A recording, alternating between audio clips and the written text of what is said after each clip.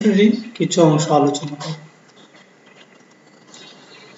আজ প্রথমেই আমরা আপেক্ষিক তাপ কি তা জেনে নিই।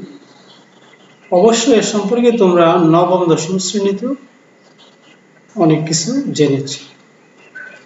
আপেক্ষিক তাপ বা স্পেসিফিক হিট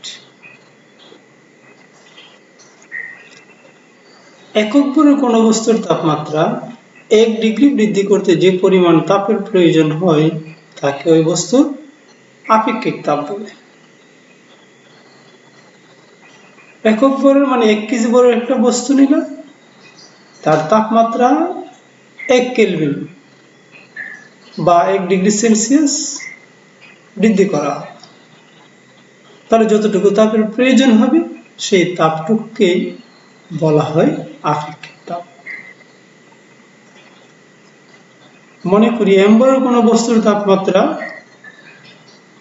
ΔT কেলভিন বৃদ্ধিতে ΔQ জুল তাপের প্রয়োজন, তাহলে আপেক্ষিক তাপ S = ΔQ/m ΔT। যেহেতু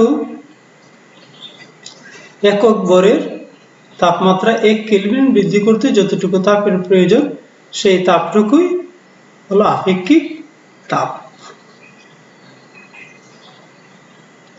বিভিন্ন পদার্থের আপেক্ষিক তাপ বিভিন্ন, যেমন পানির জন্য এক ধরনের, কেরোসিনের জন্য এক ধরনের, অ্যালুমিনিয়ামের জন্য এক ধরনের, আবার গ্যাসের জন্য এক ধরনের। পানির আপেক্ষিক তাপ 4200 joule per KG per kelvin. অ্যালুমিনিয়ামের আপেক্ষিক তাপ 921.096 joule per KG per kelvin. এরকম আরো অনেকগুলো আপেক্ষিক তাপ তোমাদের বইয়ে আছে। পানির আপেক্ষিক তাপ বা তাপ ধারণ ক্ষমতা খুবই বেশি, তাই বিভিন্ন বস্তুর বা যন্ত্রপাতি হতে তাপ শোষণ করার জন্য পানি ব্যবহার করা।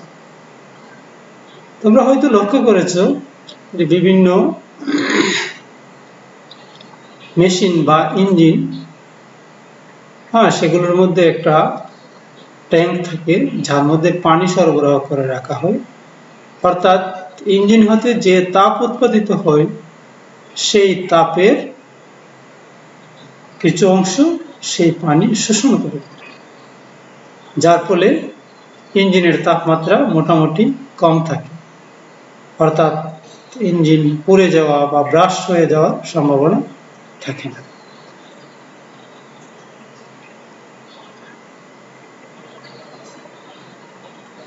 গ্যাসের আপেক্ষিক তাপ বা মোলার আপেক্ষিক তাপ। গ্যাসের আপেক্ষিক তাপের আরেকটি নাম হলো মোলার আপেক্ষিক তাপ। কঠিন এবং তরল পদার্থের আপেক্ষিক তাপ একই সূত্রানুসারে একইভাবে নির্ণয় করা যায়, কিন্তু গ্যাসের ক্ষেত্রে আপেক্ষিক তাপ নির্ণয় করাটা একটু ভিন্ন, তাই গ্যাসের বিষয়টা আমরা এখানে আলোচনা করব, আর এটাই আমাদের প্রয়োজনীয়।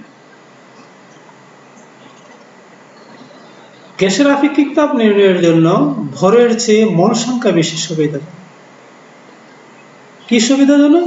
মোল সংখ্যা।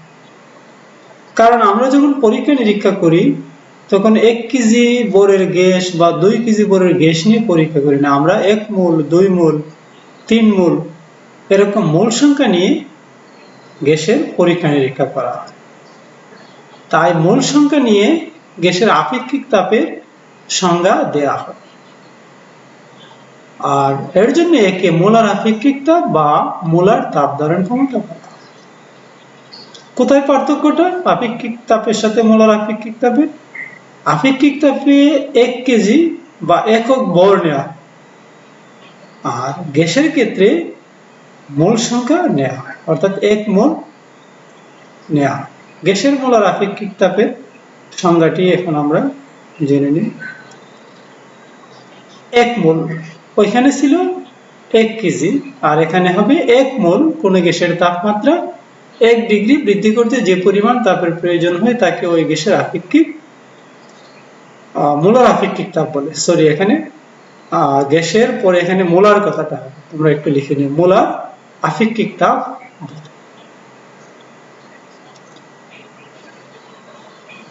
মনে করি এম মোলের, ওইখানে ছিল এম বোরের আর এখানে হবে এম মোলের।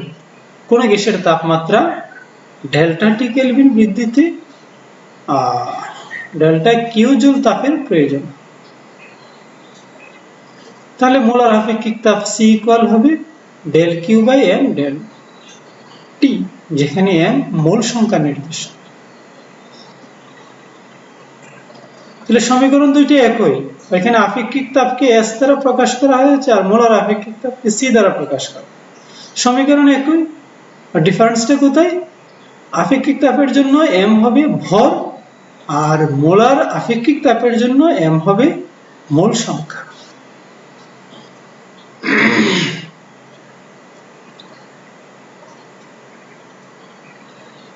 কঠিন এবং তরল পদার্থের আপেক্ষিক তাপ এক প্রকারের হলেও গ্যাসের আপেক্ষিক তাপ দুই প্রকার। কেননা তাপমাত্রা বৃদ্ধির সাথে সাথে আমরা জানি গ্যাসের চাপ ও আয়তন উভয়েরই পরিবর্তন হয়, কিন্তু কঠিন এবং তরলের ক্ষেত্রে এমনটা হয়। তাই গ্যাসের আপেক্ষিক তাপকে অর্থাৎ মোলার আপেক্ষিক তাপকে দুই ভাবে আমরা জানি। এক নম্বর হলো স্থির চাপে গ্যাসের মোলার আপেক্ষিক তাপ, অর্থাৎ চাপকে স্থির রেখে তাপমাত্রা বৃদ্ধি হতে দিই, তাহলে সমীকরণটা হবে CP equal del Q by M del T. CP স্থির চাপের জন্য প্রেসারের পিরিয়ড। দুই নম্বর স্থির আয়তনে গ্যাসের মোলার আপেক্ষিক তাপ CV del Q by M del T. এই হলো সিপি এবং সিপি। সমীকরণ একই, কিন্তু দুইটার মানে ভিন্নতা আসে। কেননা এটা চাপকে স্থির রেখে আর এটা আয়তনকে স্থির। আয়তনকে স্থির রেখে তাপমাত্রা বৃদ্ধি করলে যতটুকু তাপের প্রয়োজন হয়, চাপকে স্থির রেখে তাপমাত্রা বৃদ্ধি করলে তাপের প্রয়োজন বেশি হয়, কেননা চাপ স্থির থাকলে এক্ষেত্রে আয়তনের একটা পরিবর্তন আসে।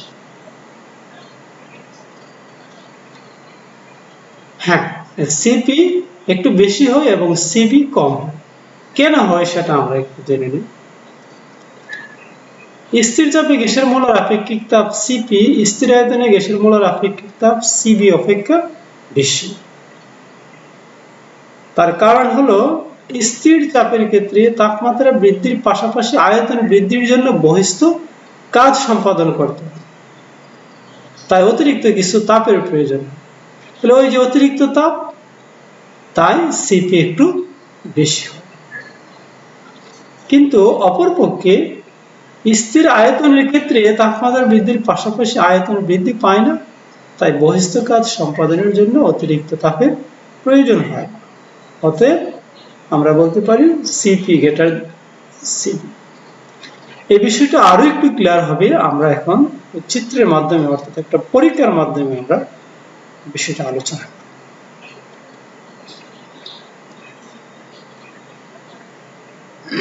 সিপি এবং সিবি এর সম্পর্ক।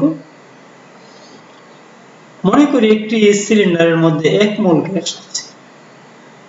গ্যাসের তাপমাত্রা 1 কেলভিন বৃদ্ধি করা হয়, তখন মোলার আপেক্ষিক তাপের সমীকরণটা হবে C equal del Q by M del T equal del Q, কেননা এম এর মান 1 মোল, ডেল টি এর মান অর্থাৎ তাপমাত্রা বৃদ্ধি 1 কেলভিন, তাই সি ইকুয়াল ডেল কিউ। একটু লক্ষ্য করো, সিলিন্ডারের মধ্যে গ্যাস আছে, স্থির আয়তনে 1 মোল গ্যাস আছে, এটার আয়তনটা ফিক্সড V1, আমরা ধরে নিলাম V1। তাহলে এক্ষেত্রে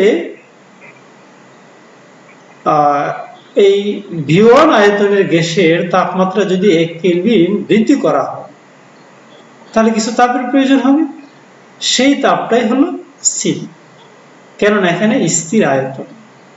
তাহলে সিবি ইকুয়াল হবে ডেল কিউপি। এই যে এই সমীকরণ, সি ইকুয়াল ডেল কিউ, যেহেতু এখানে স্থির আয়তন তাই ডেল কিউ এর পাশে ভি অর্থাৎ ভি দ্বারা এখানে স্থির আয়তন বোঝাচ্ছে, স্থির আয়তনে সি ইকুয়াল ডেল কিউ।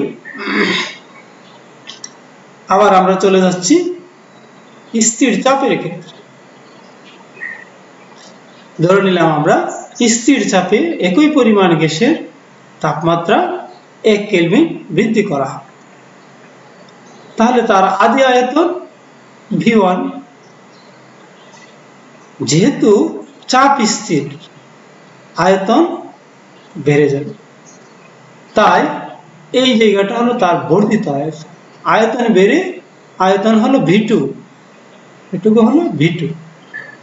তাহলে কতটুকু আয়তন বৃদ্ধি পেল? এই জায়গাটা, হ্যাঁ, এটাকে আমরা ধরে নিলাম ডেল ভি, আয়তনের বৃদ্ধি। তাহলে এক্ষেত্রে কতটুকু তাপের প্রয়োজন হয়?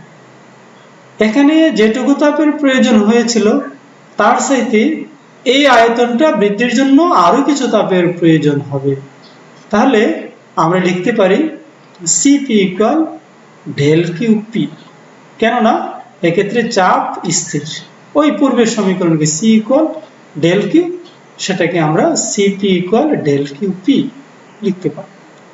তাহলে এক্ষেত্রে এখানে যেটুকু তাপের প্রয়োজন হয়েছিল তার সাথে এই আয়তনটা বৃদ্ধির জন্য আরেকটু তাপের বেশি প্রয়োজন, তাই আমরা সিপি কে লিখতে পারি ডেল কিউ বি, মানে এখানে যতটুকু তাপ প্রয়োজন হয়েছিল সেটুকু প্লাস এই যে ডেল বি আয়তন বৃদ্ধির জন্য অতিরিক্ত কিছু তাপ। আমরা জানি যে ডেল বি আয়তন বৃদ্ধির জন্য অতিরিক্ত তাপ হলো পি ডেল বি, অর্থাৎ এই আয়তনটা বাড়ানোর জন্য বহিস্থ কাজ হয়েছে। কাজ মানে কি? পিডিবি। আমরা আগে জেনে আসছি তাপগতিবিদ্যার প্রথম সূত্রের প্রথম দিক দিয়ে, পি ডেল বি, অর্থাৎ সিপি ইকুয়াল কি দাঁড়ালো? ডেল কিউ বি, মানে স্থির আয়তনের তাপ প্লাস বহিস্থ কাজ, অর্থাৎ ডেল বি আয়তন বৃদ্ধির জন্য কৃত কাজ পি ডেল। এখন আমরা চলে যাই দুইটার মধ্যে একটা সম্পর্ক, অর্থাৎ সিপি মাইনাস সিবি।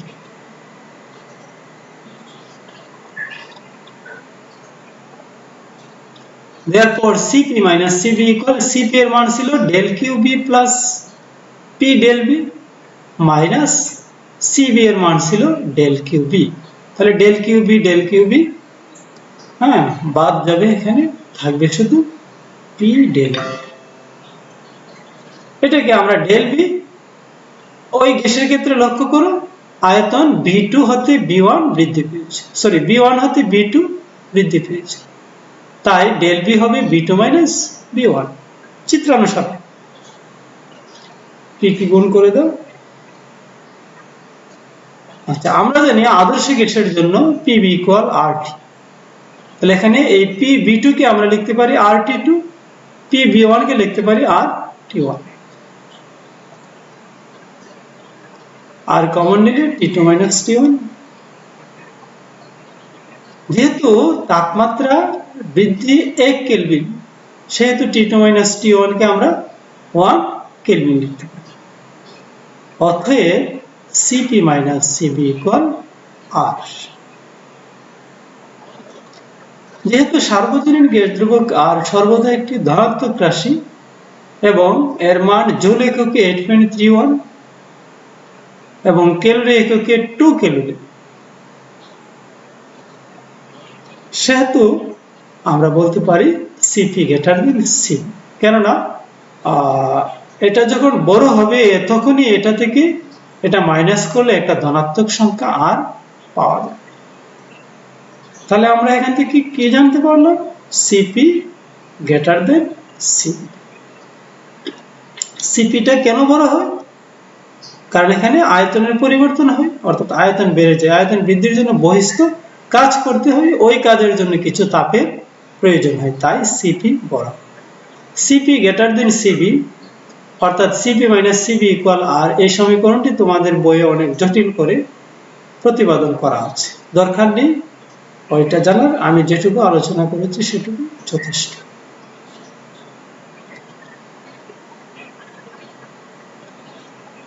আচ্ছা, ঘামা কি?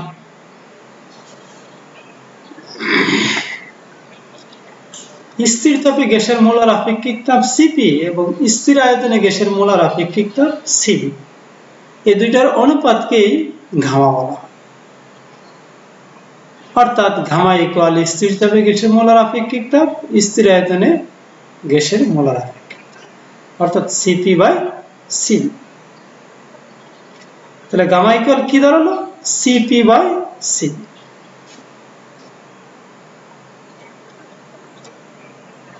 এই গামার মান বিভিন্ন গ্যাসের জন্য বিভিন্ন ধরনের হয়। হিসাব করে দেখা গেছে যে এক পারমাণবিক গ্যাসের জন্য, যেমন নিষ্ক্রিয় গ্যাসগুলো হিলিয়াম, আর্গন, এগুলোর জন্য 1.67। দ্বিপারমাণবিক গ্যাসের জন্য, যেমন অক্সিজেন, হাইড্রোজেন, নাইট্রোজেন, এগুলোর জন্য দেখা যায় যে গামা ইকুয়াল 1.40। বহু পারমাণবিক গ্যাসের জন্য, যেমন কার্বন ডাই অক্সাইড, এগুলোর জন্য গামা ইকুয়াল 1.33। এগুলো এমসিকিউতে আসতে পারে। হ্যাঁ, এগুলো কিভাবে আসে তারও হিসেব আছে। তোমরা যদি অ্যাডভান্স শিখতে চাও তাহলে এগুলো পরবর্তীতে আলোচনা করা যাবে। আচ্ছা, এই গামা কেন আমরা শিখি? গামার প্রয়োজনীয়তা কি? হ্যাঁ, গামায় অনেক গুরুত্ব আছে গ্যাসের ক্ষেত্রে। আমরা ইতিমধ্যে জেনেছি যে এক পারমাণবিক গ্যাসের জন্য গামার মান এটা, দুই পারমাণবিকের জন্য এটা, বহু পারমাণবিকের জন্য এটা। তাহলে এই গামার মান যদি জানা থাকে, ধরে নিলাম গামার মান 1.40, তাহলে আমরা অনায়াসে বলতে পারি যে ওই গ্যাসটা দ্বিপারমাণবিক গ্যাস। তাই গামার মান থেকে কোনো গ্যাসের আণবিক গঠন সম্পর্কে জানা, অর্থাৎ গ্যাসের অণুটি কয়টি অণু দ্বারা গঠিত তা জানা যায়। 2 নম্বর, গামার সাহায্যে শব্দের বেগ নির্ণয় করা যায় এবং সঠিকভাবে। আমরা বেগের সমীকরণ v equal gamma rho by P, root over gamma rho by P. তাহলে এখানে গামা এর মান জানা না থাকলে বি এর মান সঠিকভাবে নির্ণয় করা যাবে। আবার রুদ্ধতাপীয় প্রক্রিয়ার ক্ষেত্রে আমরা জানি P V power gamma equal ধ্রুবক। তাহলে এখানেও গামা এর প্রয়োজন। গামা জানা না থাকলে পি বি পাওয়ার গামা এর মান বের করা যাবে।